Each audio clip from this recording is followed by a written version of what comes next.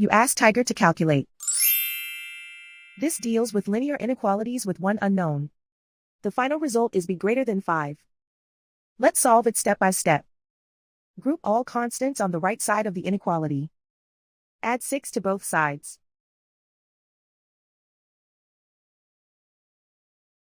Simplify the arithmetic.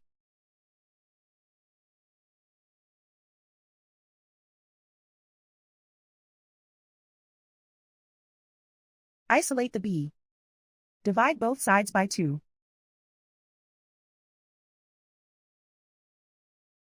Simplify the fraction.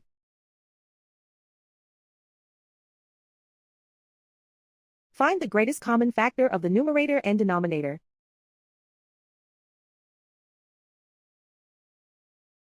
Factor out and cancel the greatest common factor.